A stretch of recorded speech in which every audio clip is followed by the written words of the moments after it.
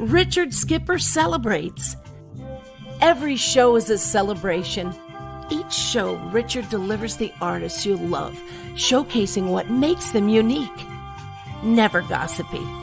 The antidote to a sometimes hectic world. Now, here's your host, Richard Skipper.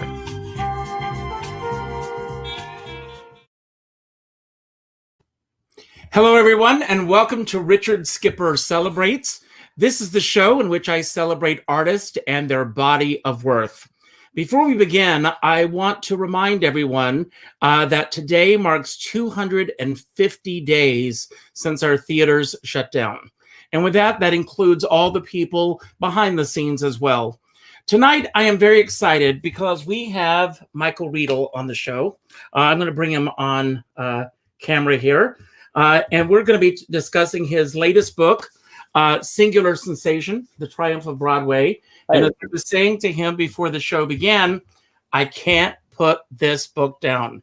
I mean, the cast of characters, many you may know, many you may not know. Some you will learn about as you turn each page. And each page is full of the excitement of Broadway. As I've been saying all along, the theaters may be shut down, but the ghost lights are burning brightly. And we have people such as Michael that will keep us celebrating the theater and keeps us, as we look back at the past, it helps us also to look towards the future. Now, before we begin, Michael, I want to ask how you're doing, really, in the midst of this crazy world we find ourselves in. I'm holding up. I was lucky. I took a job about 2.5 years ago hosting the morning radio show on 710 WOR with Len Berman, the old sportscaster from NBC. And I did that just because I thought, I've been a theater columnist for 30 years. And I thought I would like to try something else in life. And I like doing the radio. I mean, I got on the radio with Don Imus. I was a regular on his show and I had a lot of fun with Don. And then they offered me my own gig on the radio, so I took it. And I really was going to leave the Post, but the Post made me a deal. And they said, look, we still want your column in the paper, so you can do the radio show. But if you do one column a week for us, we'll, have a freelance contract. And I said, fine. I want to keep my oar in the theater world. But thank God I took the radio job because my column in the paper has been furloughed going back to March when the pandemic hit. So had I stayed at the New York Post, I would be without an income now. As you say, Richard, so many of our friends who work in the theater are without incomes. Mm-hmm. In fact, I was with, I'm not going to say who they were, but I was with a couple of very prominent Broadway producers over the weekend whom I had not seen in a long time, and I went up to visit them. And I was telling them the same story. So I'm lucky that I made the decision to go to the radio or I'd be without an income. And they said, look at us, we're without an income. I mean, if you're a Broadway producer, as rich and successful as you may be, you have no income. I mean, there's no royalties. Nothing is coming in the box office anywhere in the world. Now, the hopeful sign is, as these producers were telling me, things are beginning to open up in other parts of the world. So people are putting on shows in Australia, which has a very low, I think they're almost COVID-free totally. Mm-hmm. I know my friend Tom Schumacher, who runs Disney, is over in Australia now, quarantined for 2 weeks. But Disney's going to be opening a Frozen in Australia. I know David Stone is going to be opening a Wicked in Seoul, and Andrew Lloyd Webber's had a Phantom of the Opera touring the Far East. So things are opening up a little bit here and there, but it's not enough, and you can't really cry for the rich actors and the stars of Broadway and the rich producers. But people forget that Broadway employs 90,000 people, and a lot of those people are making middle class livings. In the chorus, the stagehand who's got 2 kids he's putting through college, the ushers, the porters, and of course all the businesses around Broadway that are totally shut up. I happen to be talking to my friends who run Sardi's not too long ago, and they haven't even done outdoor dining because their restaurant without the theater, no one's going to Sardi's. The block is dead. The block is totally dead. So well, your last book came out 5 years ago. Razzle Dazzle, another great book. And so obviously you've been working on this book, the new book, Singular Sensation, ready for the book to come out. And then all of a sudden this pandemic hits. How the dynamics changed in terms of getting the word out about your book, and how's it doing right now in the midst of everything? Well, it came out last week, and of course, I'm doing everything on a Zoom chat. You know, Thank you for being here. I have to say I missed the book tour when Razzle Dazzle came out in 2015. I went around the country for 2 weeks, did a lot of events at theaters and bookstores, and it was great. I mean, I got to meet theater lovers all across the country, and it's more fun when you get to sit at a table and a bunch of people come up and want you to sign their book after they've heard you speak, and you get to meet people. I mean, that was the joy. And I was lucky back then that a lot of the big institutional theaters around the country, the La Jolla Playhouse, the Curran Theater up in San Francisco, the Los Angeles Theater Center, they all invited me to do events there. And so you'd meet their board of directors and you'd meet the actors in the play that was going on at that time. And it was great fun. So now it's just me, with my COVID beard here and my, sweatpants and my old Columbia t-shirt and, for you. Sitting here and that's pretty much it. The funny thing about the book though, so I worked about 4 years on the book and I finished the manuscript. I turned it into my editor at Simon & Schuster, an avid reader. Middle of February, I think I hit the last period, and then I hit send for the last chapter. And I thought, okay, there's a wonderful moment, Richard, when you finish a book that you've been living with for 3 or 4 years, just living with it all the time, and you send that last chapter to your editor, and you have this fabulous window before your editor starts to edit it. It's going to take him a month to read it and have his edits.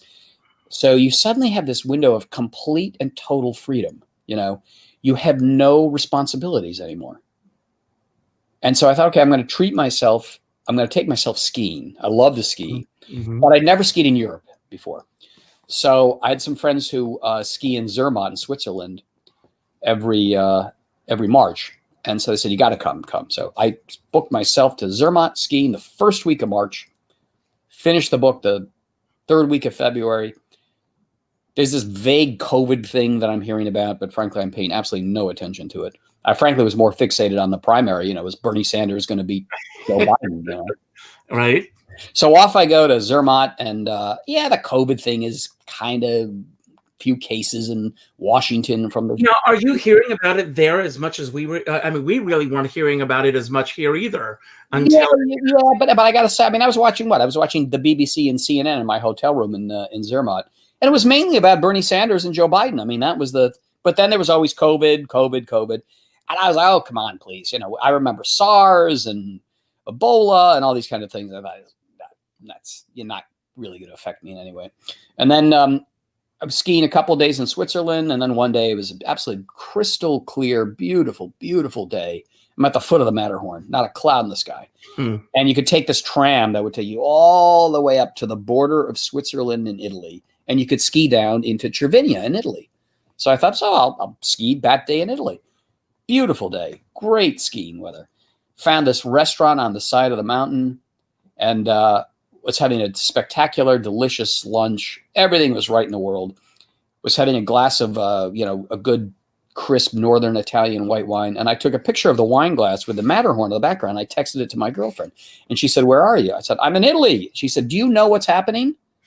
I said, what? She said, the coronavirus is exploding in northern Italy. What are you doing there? And I swear to God, I wasn't even thinking about it.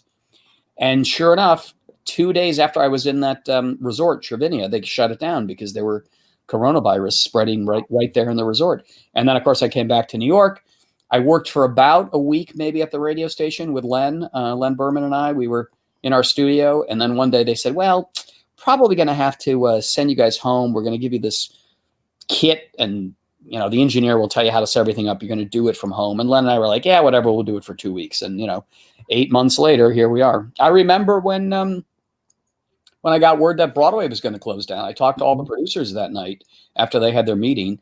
And they said, yeah, we're probably going to be shut down 2 weeks a month. Oh, I remember. Yes, absolutely. It's going to be 2 weeks a month. That'll be it. And, that night, a lot of friends of mine who are Broadway producers, after that meeting at the league of at the Broadway League, they all gathered at the second floor bar at Sardi's, and one of them had a cough, and about 7 of them came down with COVID.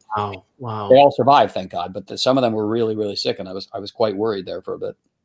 Well, you mentioned, when you hit that last period and you send the book on, and I've always been curious as to when you know that the book is complete. And obviously the book wasn't complete because the introduction of your book describes exactly what you just told us. Yeah. And you take us right into like this house of cards or dominoes as far as the way things were just shutting down around us.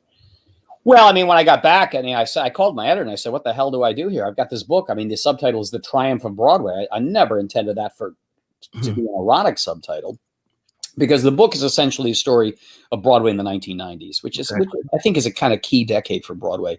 Broadway was becoming a big business in the 80s with Cats and Phantom and Les Mis and Miss Saigon. But it was really in the 90s with shows like Rent, Chicago, Angels in America, The Lion King, and then leading up to Mel Brooks's The Producers. Mm-hmm. Those shows back in the 90s were as famous, as well known as any TV show or movie of the era. And I thought, the 90s is a good decade to write about, because that's when Broadway became part of the mainstream of American popular culture in a way that it had not been really since, the 50s, 40s and the 50s. And then it kind of petered out a little in the 60s, and the 70s was kind of a rough time for Broadway. And I wanted to also show that, because, let's face it, just financially in the 80s, Broadway was dominated by Andrew Lloyd Webber and Cameron Mackintosh, the British. But in the 90s, the Americans came back. All those shows are American shows. We rediscovered the joys of American musical comedy with Jerry Zaks' great revival of Guys and Dolls that I write about in the book. Mm-hmm. And Crazy for You. And, that leads to The Producers. And I remember trying to think, okay, I'm going to write about the 90s. You're always looking for an ending.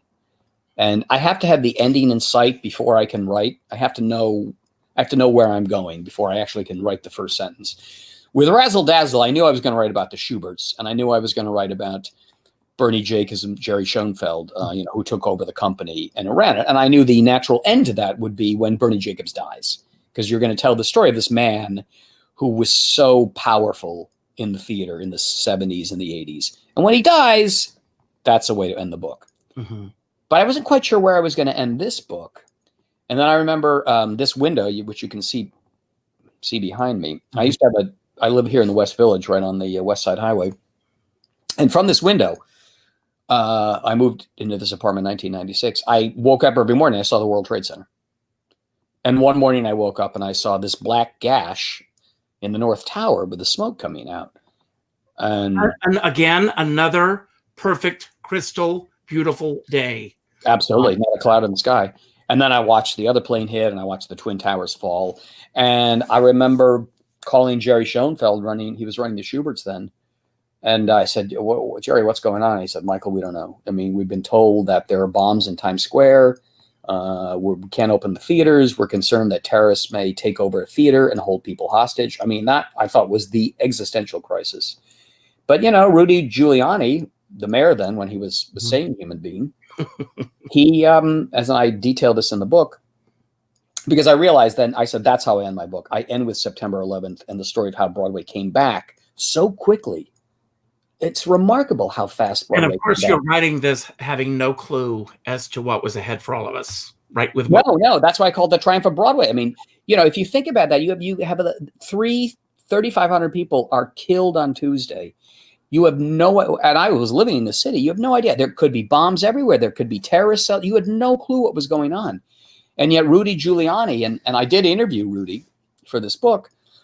And I said, well, why was it so important for you to have Broadway back up on Thursday night? Broadway was back up on Thursday night, 2 days after the attack.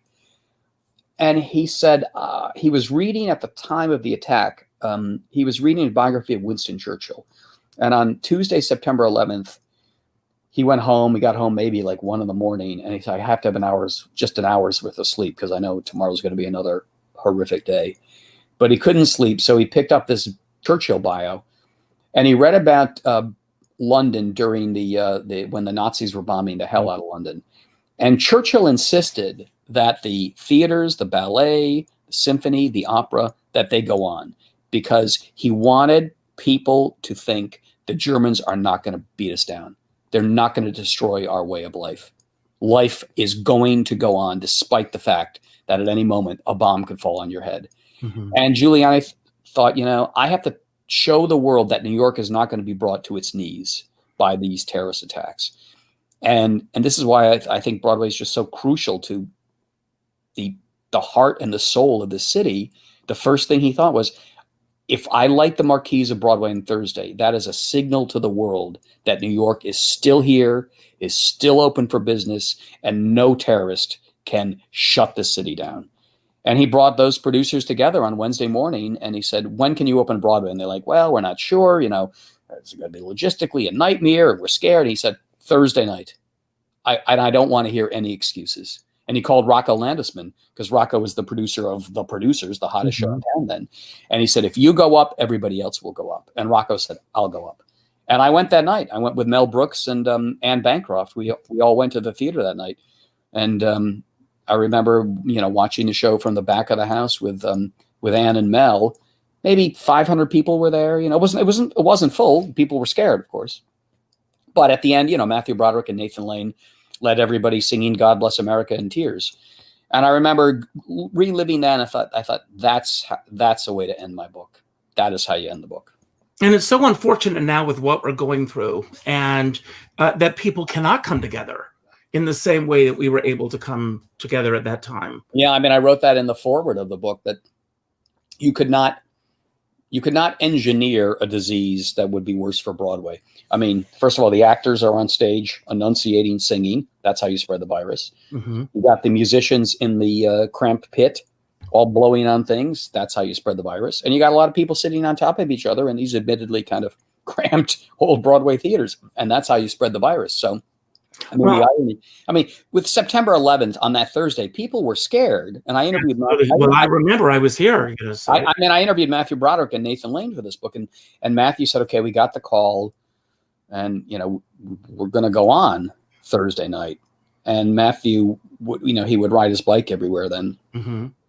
And he said, I was riding my bike and there were checkpoints everywhere. You had to show your equity card to get through all of the checkpoints in the city. Mm-hmm. And he remembered thinking, this is kind of scary. It's Times Square. It's a Target. What's going to happen? He said, but once you got to the theater, the only change they made, I remember Matthew told me this. He said they announced before the show that they were not going to have the sound of bombs going off during Springtime for Hitler.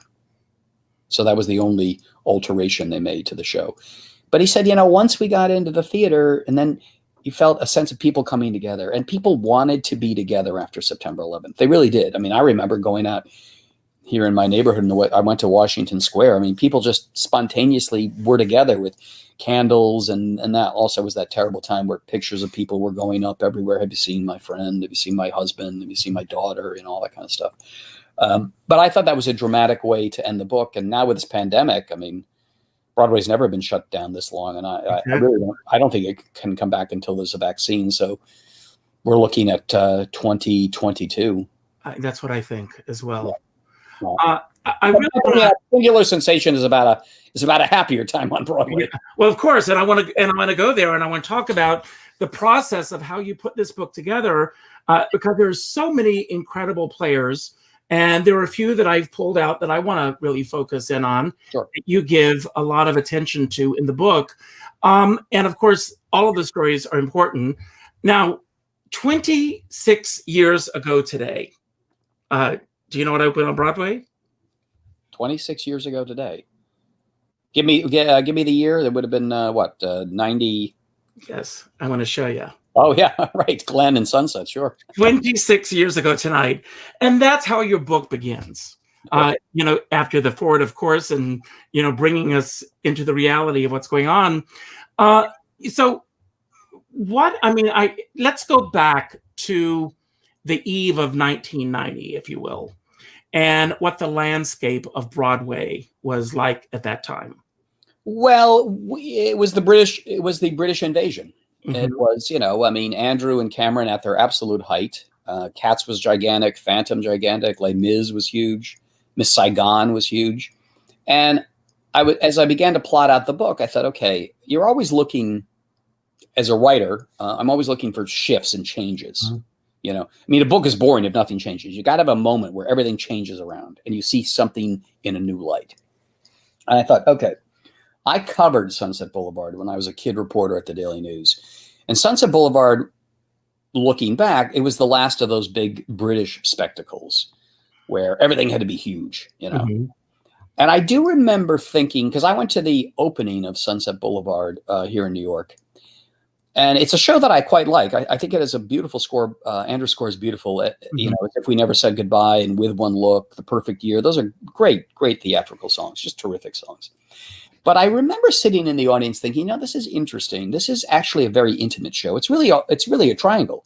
It's Joe Gillis, Norma Desmond, and Max the Butler, mm-hmm. right? And yet overlaid on this intimate show was this gigantic production. It was $14 million, the most expensive musical of all time. And it had this mansion, and the mansion flew, it lifted up, and it moved around. And I remember thinking, well, I mean, technically it's kind of interesting, but there's no dramatic reason why a house flies. The only house that I know that's ever flown is, in the Wizard of Oz when Dorothy's house gets caught up in the tornado. And I remember thinking, boy, this is heavy. This is a very heavy show. And then, of course, I also had covered all the scandals. I mean, Andrew's fight with Patti LuPone, and he fired Patti in London, and she sued him, and he had to give her $1 million. And then he put Glenn into L.A., and when Glenn left L.A. to come to New York, he put in Faye Dunaway, and then he fired her, and she sued him. And then Glenn comes to New York, and she takes a vacation from the show, and his company inflates the grosses to make it look like Karen Mason, yes, is not dependent on Glenn Close, that Karen Mason sells as many tickets, and Glenn Close goes crazy. I covered all of that. And I thought, you know what? You want to open a book in a dramatic way. You certainly did. As far as the backstage stories and the backstabbing and the feuds and the fights and the nastiness goes, you don't get much better than Sunset Boulevard. And I thought, okay, I knew from the beginning I was going to open with Sunset Boulevard because I knew I wanted to capture that. I mean, I love the backstage gossip, and I wanted to capture that again. And then this is something I didn't realize as I was beginning to plot the book out. I said, okay, so Sunset Boulevard wins the Tony Award in 1995. Mm-hmm. Its only competition is Smokey Joe's Cafe, which is a review, right? So Sunset wins book and score, ipso facto. There's no competition. Sunset wins. So I was thinking, well, what's the next show after Sunset Boulevard? What won in 96? I couldn't quite remember it. And then I found it on YouTube. And there was one, Andrew Lloyd Webber, presenting posthumously the Tony Award for Best Musical to Jonathan Larson. Mm-hmm. I thought that's how the book begins. Sunset Boulevard collapses on itself. It's so expensive it falls apart. It wins the Tony in 95. The show that comes after that is one, it's American, mm-hmm. It's contemporary. It's about young people in New York City in the 90s dealing with AIDS, struggle to be an artist, struggle to hold on to your apartment when things are gentrifying, drug issues that all the people have in rent. And I thought, that's it, that the new era begins. And then after Sunset Boulevard, Andrew and Cameron, they're gone. Mm-hmm. And then Jonathan Larson comes in. And of course, the tragedy of Jonathan Larson is he never lived to see the impact that Rent had on so many people, so many young people who are working in the theater today. And it was very nice. I always look for little threads to connect things. So I went to LA to interview Jonathan's sister, Julie Larson, and his dad, Al Larson. And we had a lovely afternoon in their backyard and lovely lunch. And it was really one of the most enjoyable moments I had reporting this book. And I asked Julie and Al, I said, when did you guys know that Jonathan had musical talent? And Julie said, I can tell you exactly the moment. She said, in 1971, I had the Jesus Christ Superstar concept album, and I listened to it all the time on my stereo in my room. And Jonathan's room was next door to mine. And he would have heard it. I mean, she said I listened to it 24 hours. That album was going round and round on my turntable. And then one day, Jonathan sat at the family piano and he played the whole score by ear. I thought, that's the thread. Andrew Lloyd Webber's era is over. A new era begins. But without Andrew Lloyd Webber, there's no Jonathan Larson. Mm-hmm. And as I'm reading the book, there were other aspects that I started picking up on. Maybe it was intentional on your part. Maybe it wasn't. I don't know. With what each of those shows brought to the theater scene that changed the way we look at things. For example, with Rent, in terms of their entire marketing campaign. Yeah. And, and I remember I came to New York in 1979. So I went through the 80s, but I remember seeing all the subway posters and everything everywhere. And it was like you couldn't get on a subway car without seeing Rent consuming the entire car. Well, I'm interested in the business of Broadway, and I interview a lot of producers and press agents because I like to get really behind the scenes of how a show works. And one of the things I learned talking to Jeffrey Settler and Kevin McCullum and Drew Hodges, who did the marketing for Rent, they knew that they wanted to get to their audience for Rent, and that was a young audience. And so they wanted to advertise in places that Broadway shows didn't advertise, such as the subway, because the audience for Rent takes the subway. And when they told some producer, we're going to do a lot of subway ads, the producer said, well, Broadway people don't take Broadway audiences don't take the subway, they take cabs. And so you don't understand, we're going for a whole different audience. This is not your grandma. This is not your mom going to see a show in the cab and having a drink at Sardi's before. We're trying to reach a whole new audience.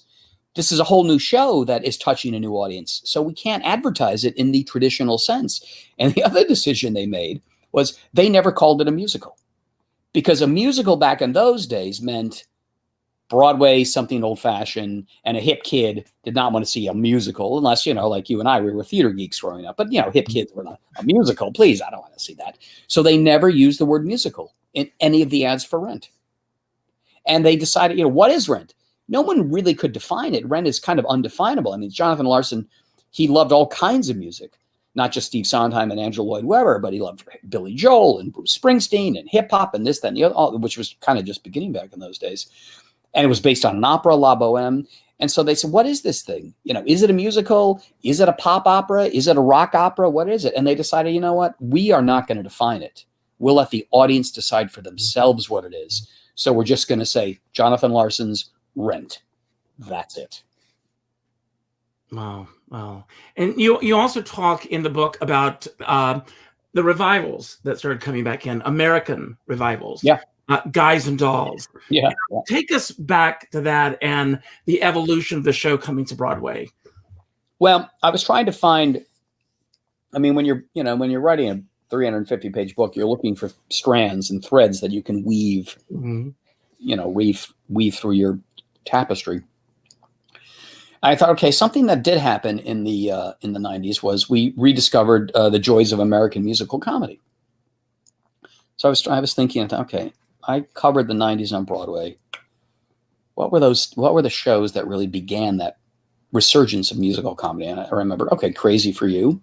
Yeah. And Jerry Zachs's revival of Guys and Dolls. And I was, I couldn't remember which came first, but, I just went to Google and I typed in Crazy for You, Frank Rich's New York Times review. And his opening paragraph, which I quote in the book, is when future historians write about when the Americans took Broadway back from the British, they can start with Crazy for You. I thought, that's exactly what I'm trying to do. And Crazy for You opened, and it was, a review. It was a musical based on Gershwin songs, but it had a new book, and it felt fresh. It was Mike Ockrent and Susan Stroman, and it was great. It was just, it was old fashioned, but in a new way. Mm-hmm. And then 6 months later, Guys and Dolls opened. So I interviewed Michael David, who produced it. I interviewed Jerry Zachs. I interviewed Nathan Lane. I interviewed Walter Bobby. I interviewed William Ivy Long, who did the costumes. I interviewed everybody. And the thing that was impressed upon me was Michael David and Jerry Zachs, when they set out to do the show, they thought, okay, we're not even going to use the word revival.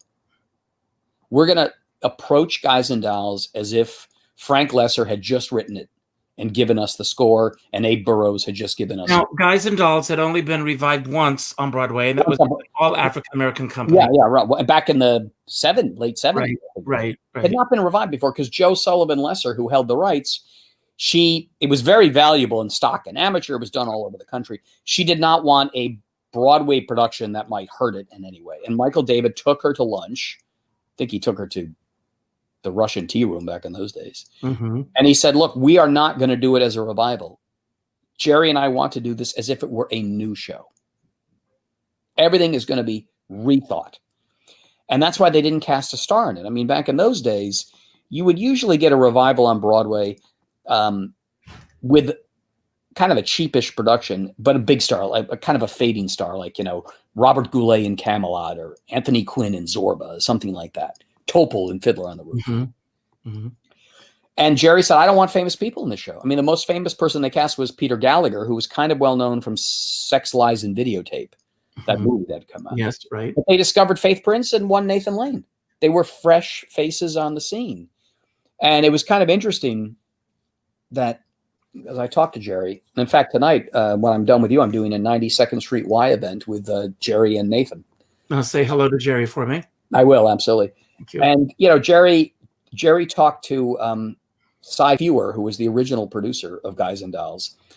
And Jerry said to Cy, he said, we're doing this it's all going to be new, and it's going to be filmic, fluid and cinematic. And Cy said, let me tell you, this is a perfect show. And if you try to fool around with its structure, it will bite you in the ass.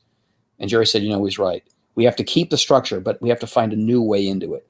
And the bigger frame of reference for a lot of people at that time was the film version with Frank Sinatra. And, right. Which is not that good, I have to say. No. But what they realized was you can't mess around with the structure, but you can do something new with the staging, right?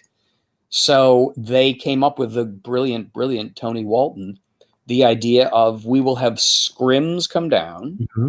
and they will be kind of in black and white, and then they will become color, and then the scrims will come up, and we will see the colorful people in those scrims will now be our actors in those colorful William Ivy Long costumes. So they came up with a new staging, but without actually changing anything that Frank Lesser and Abe Burrows wrote. And I just remember interviewing Jerry and Tony and Michael David about that. That's brilliant. I mean, this is why these guys are at the top of their game. They fundamentally understood that. And Guys and Dolls, of course, it was on the front page of the New York Times. And Frank Rich, again, great critic, Frank said, this is why we love musical comedy. And that began the resurgence of American musical comedy. I want to go back for just a moment. Excuse me for interrupting, but when you describe, the days leading up to the opening, and it wasn't an easy road. No. I mean, it's funny.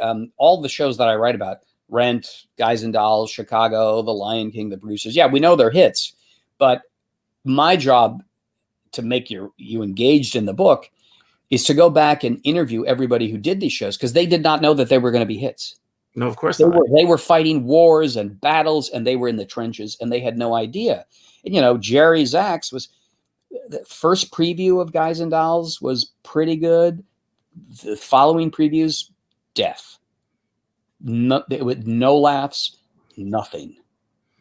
And I said to Jerry, I said, well, what do you do? He said, first of all, you go home every night and you just want to throw yourself out the window because you work so hard and it's not working.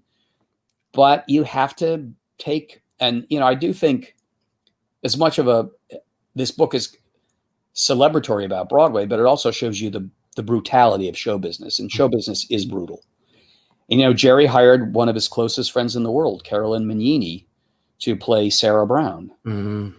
And she was too old, frankly, and there was no chemistry with Peter Gallagher.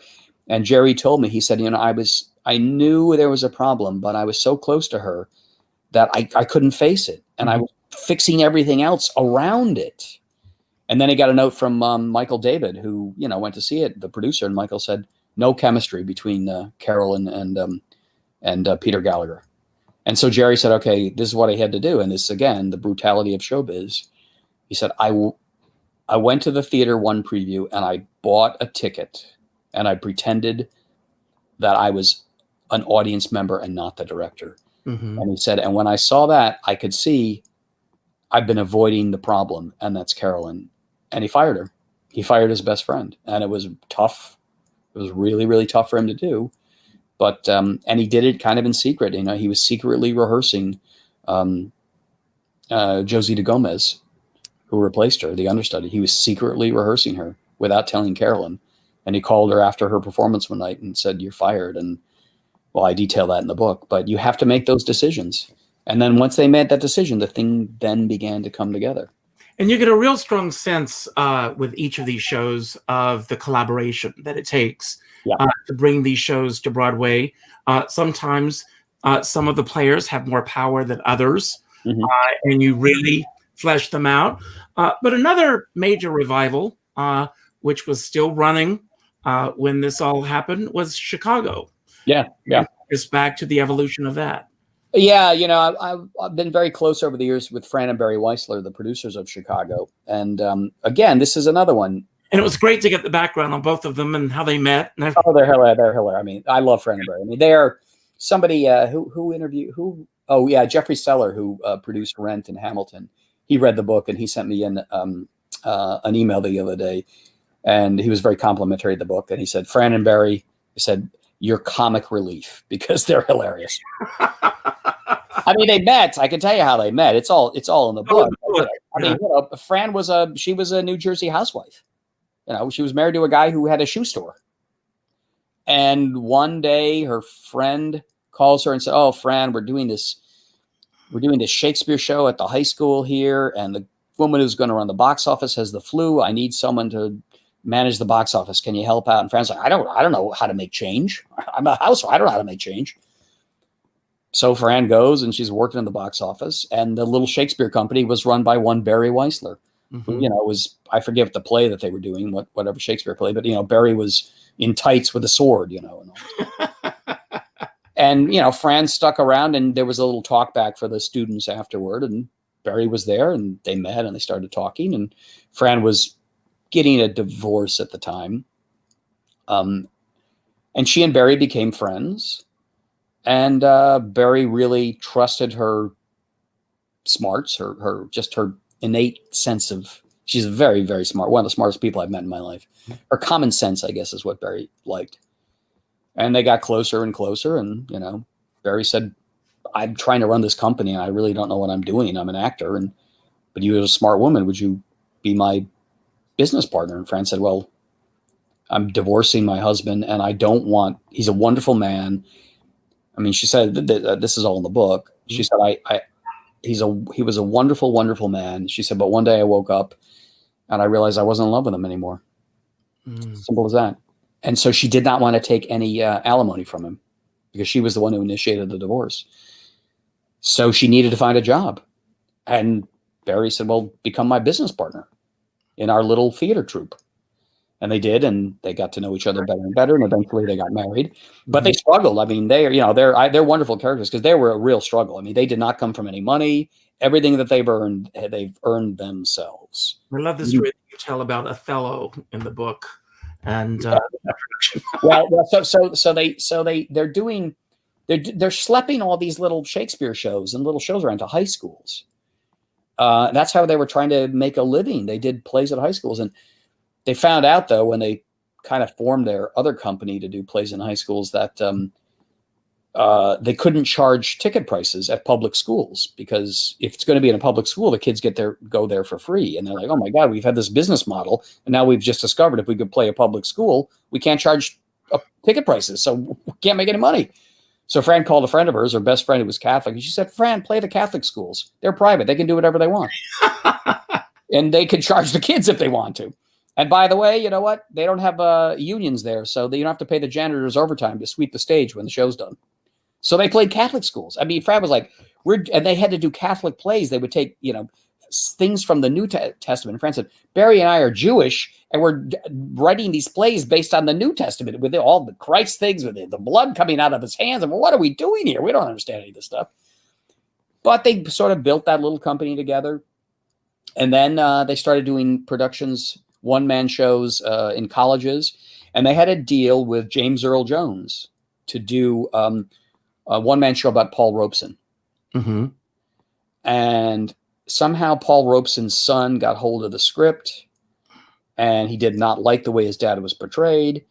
And he threatened to boycott the James Earl Jones and Paul Robeson, whatever college campus he went to. And James Earl Jones called Fran and Barry and said, "Look, I can't do this. I can't have boycotts about this." He said, I got to pull out. Sorry. The whole thing fell apart. And Fran and Barry, they were living hand to mouth then. They were living hand to mouth. And they had taken all the deposits from all the college campuses to do that show. And they had to return those deposits. So it was difficult for them. But James Earl Jones said, I owe you one. Jump ahead a few years, and Fran and Barry go up to the Stratford Shakespeare Festival. It was in Connecticut back then. And they see Chris Plummer and Henry IV. And whatever other Shakespeare play he was going to do fell through. And they said to the guy running the theater, said, you know what? James Earl Jones says he owes us one. Do you think Chris Plummer would do Othello with James Earl Jones?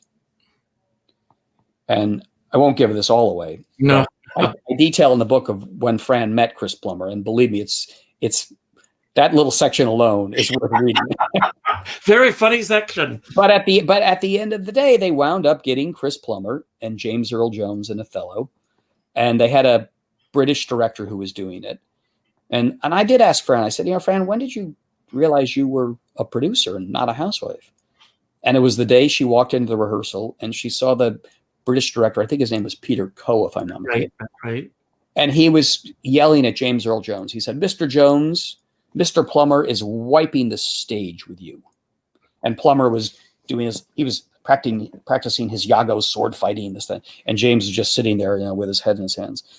Mr. Jones, if you do not up your game, Mr. Plummer will walk away with the reviews. And Fran was like, well, we're doing this because Jimmy was here for us. He said he owed us one, and he's doing this because we asked him. Mm-hmm.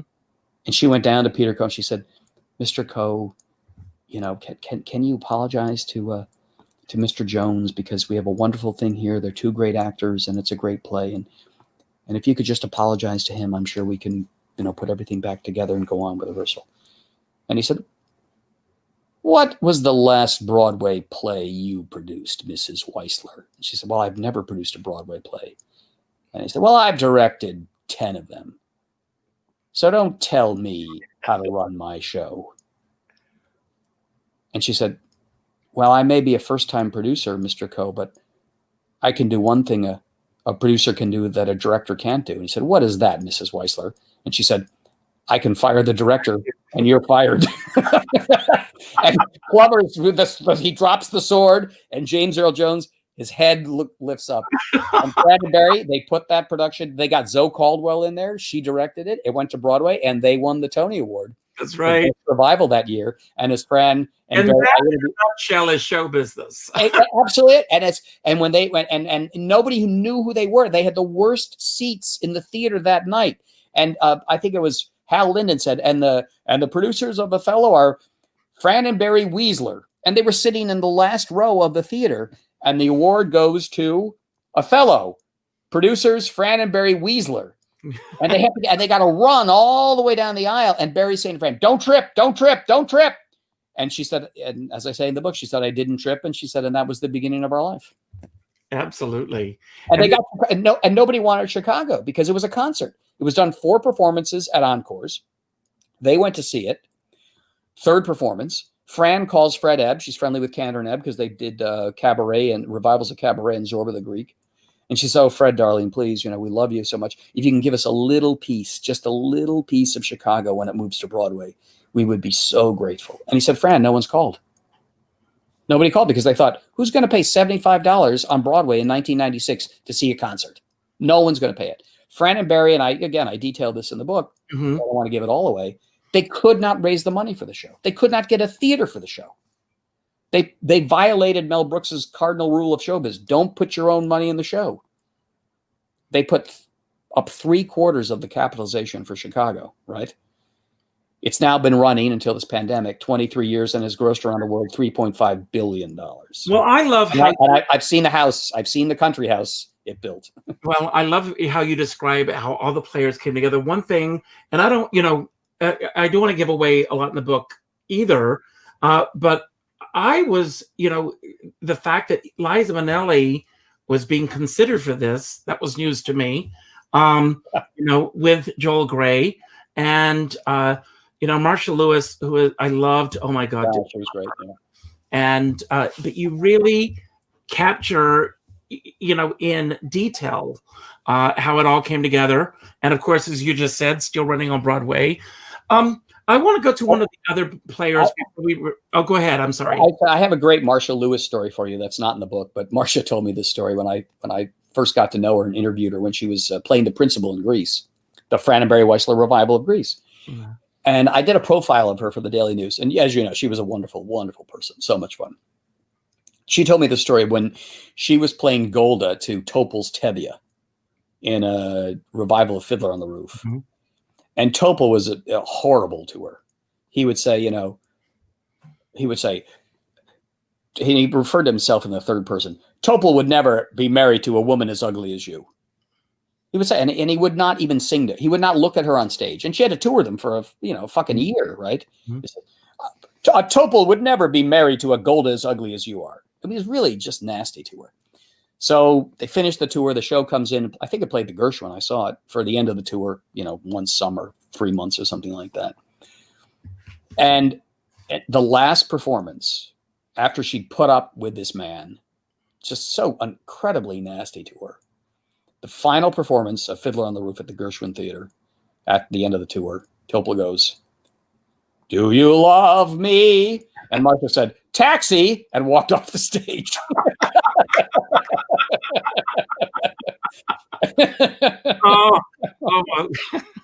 I want to talk about another major player who had a major comeback, and I think you know where I'm going with this, and that was Edward Albee. Yeah, actually, my chapter on Edward Albee is my favorite chapter of the whole book because I knew Edward very well. I met him when I was in college, and he was teaching a class because his theater career was essentially over with. He'd had a whole bunch of flops, and his last play, The Man Who Had Three Arms, was just killed by the critics. I mean, in Frank Rich's review, he basically said, what a pity, what a shame it is that a playwright who had so much talent has degenerated into this.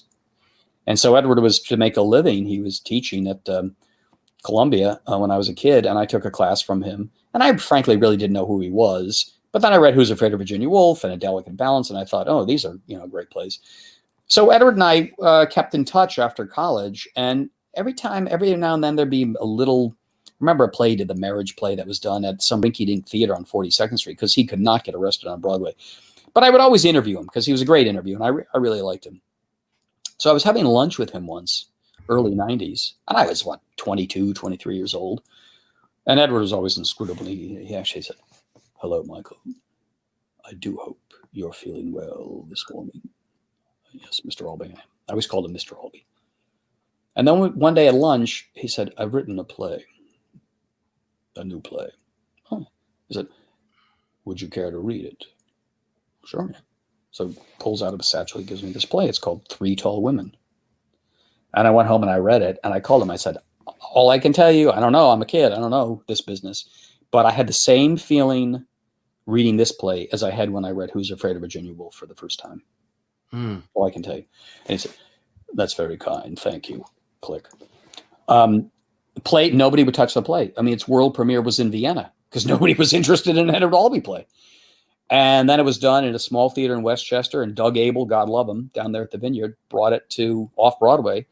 And the critics went nuts for this brilliant play. And people wanted to move it to Broadway, but Edward would not allow it to go to Broadway because, and I think I interviewed Jordan Baker, who was in the original cast. My neighbor. Yeah, she's great. She's terrific. And Jordan said, I had dinner with Edward one night, and Edward was very aware of his slaughtering by the critics, but he was very aware of what happened to Tennessee Williams. I mean, Tennessee's last plays on Broadway were just totally destroyed by the critics. And Tennessee just, he died drunk, choking on a bottle cap by himself. And Edward would not let Three Tall Women go to Broadway because he said to Jordan, "They will not do to me what they did to Tennessee." So it never played Broadway. It opened off Broadway, and then it went to the Promenade Theater. But after that, Edward had this amazing second act of his life. I mean, there was that fantastic revival on Broadway that Lincoln Center did of A Delicate Balance. With he would get a Pulitzer, and he did. Yeah. Well, it was Myra Carter who was in Three Tall Women, and when they did the table reading of it for the first time in that little theater up in Westchester, and Myra was telling everybody, she says, "Edward Albee's out of vogue. He's out of vogue. He's out of vogue. No one's going to pay attention to this play. He's out of vogue. And then she finished that play in that, incredibly moving last line about when death comes. Mm-hmm. And she closed the thing and she looked at her and she said, "This is your next fucking Pulitzer." And he won the Pulitzer Prize for Three Tall Women. And he had that great Broadway comeback. I mean, a delicate balance with Elaine and Rosemary Harris, and George Grazar was terrific. And he had that great revival of Who's Afraid of Virginia Woolf with Kathleen Turner and Bill Irwin. And then Edward, the ripe old age of 74, 75, came to Broadway with The Goat or Who Was Sylvia and could still shock audiences. People went nuts over that play, and he won the Tony Award for it. But people hated it. They loved it. People would walk out. Edward loved the walkouts. He loved if somebody got so angry at what that play was, because it's about a man who falls in love with a goat, right? And he falls in love with a goat. People, the matinee ladies would walk out. Edward loved it. He loved it. It wasn't about bestiality. Yeah. He was getting under their skin. I mean, he loved it. He just loved it. So. Right. And of course, another major play that opened in the 90s, Angels in America. Yeah, absolutely. That really dovetails into the book. I wanted to talk about the rise of Jujamcyn theaters and Rocco Landisman, who took over Jujamcyn. And Rocco very shrewdly recognized, we're the number 3 theater chain. The Schuberts and the Nederlanders are way ahead of us. They got the big British shows. They got all the hits. We've got nothing. But Rocco recognized we have to do American works. And, when he and Tom Viertel, who was his creative director then, when they saw Angels in America, when they read it, they said, we have to do everything we can to get this play because it's the rock on which Jujamcyn's reputation is going to be built. And Rocco got it again, very shrewdly. Remember, it's a 2-part play. And the first part, Millennium Approaches, everybody loved. But Perestroika was not really quite done. And people who saw versions of it were, this is not as good as the first part. And Rocco said to Tony Kushner, he said, "What do we have to do to get your play?" And Tony said, "You have to commit to doing both parts." And Rocco said, "Done. No question. We'll do it." And that's how they got to Angels in America. Now, Rocco does say in the book, and I did a 92nd Street Y event with him last week, and he said, "I wish I'd only done Millennium Approaches because we would have made money. By doing Perestroika in the 2 parts, we barely broke even." But he said it wasn't about money. It was about doing something that would put us on the map. And as you remember, I mean, Angels in America it was more than just a play. It was in the intellectual conversation of America then. I mean, everybody both parts, absolutely. Everybody was talking about it. Yeah. Well, and we've barely touched the surface. We haven't even gotten to Garth Drabinsky. Well, this is all good because it just shows you there's a lot more to the book. There's a lot more. But we are at the end of our show. And before we go, I want to thank everyone who tuned in tonight. If you enjoyed the show, and I hope you did, please go to my website, which is richardskipper.com. Sign my guest book with your thoughts about the show. That helps to boost me in other markets. I also end every show by telling everyone to go out and do something nice for somebody else without expecting anything in return. So what I want you all to do is to go to your Facebook friends list, go to your 8th friend, and order 2 copies of Singular Sensation. Keep one for yourself and send one to your 8th friend. And as you can see on the scroll here, and I got this from Michael, and I think it's a great idea, order through your local bookstore. Oh, yeah. People always ask me, how can I get your book? And I say, go to your local bookstore. Amazon does not need your money, but your local bookstore does. Go to the local bookstores and keep it going. I also want to let you know that on Thursday afternoon, I will be doing Creativity in the Age of COVID with Dr. Judy Bloom and our guests are Sue Matsuki, Mindy Fredkin, and Deborah Stone. Michael, I know you could have been anywhere tonight, and I thank you for spending an hour with me. I hope it was worth your while. Thank you. And I always like to give my guests the last word. Anything you want to say about anything we've talked about, anything we didn't talk about that you wish we had, or just any general message that you want to put out to everyone who's watching. And again, thank you for this incredible book. My pleasure. Well, I mean, I guess I could say if the book has any value at all, I just hope that during this time when all the theaters are shut down, you can read this book and it will remind you of how exciting the theater can be. And I hope it just makes you excited for when Broadway reopens and when the theaters are reopened. And we will come back. Thank you. Thank you, Richard. Better tomorrow. Have a good night. Take care. Thank you. Bye-bye.